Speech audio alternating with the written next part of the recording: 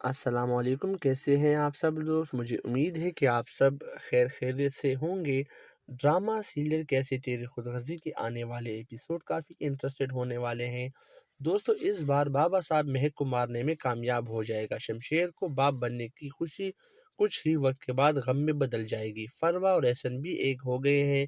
مہک اور شمشیر کو الگ کرنے کے لیے آنے والے ایپیسوڈ کی مکمل کہانی آپ اس ویڈیو میں دیکھ سکیں گے۔ دوستو، شمشیر اور مہک جاب کے لیے جا رہے ہوتے ہیں۔ مہک کی طبیعت خراب ہو جاتی ہے۔ شمشیر مہک کو ہسپتال لے کر پہنچ جاتا ہے۔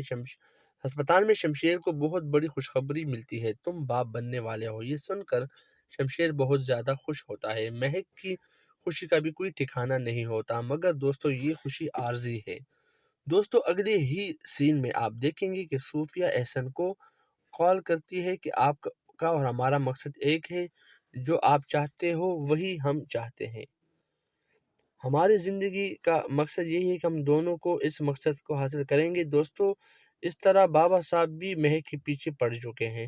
دوستو، بابا صاحب آج بھی نفرت کی آگ میں جل رہے ہیں اور ایک بار مہک کو جان سے مارنے کی کوشش کریں گے۔ ایک معمولی سی لڑکی کے لیے شمشیر باپ کو جھکاتا ہے، جانتا بھی ہے مجھے سر جھکانا نہیں آتا۔ مہک کی وجہ سے میرے گھر کا سکون برباد ہوا ہے، اسی وجہ سے میرے گھر کے خوشیاں لوٹ گئی ہے، اسے برباد کر دوں گا، میں جان سے مار دوں گا۔ مہک کو دلاور صاحب شوٹرز کو کال کرتا ہے اور مہک کو جان سے مارنے کا کہتا ہے۔ اس بار کوئی غلطی نہیں ہونی چاہیے۔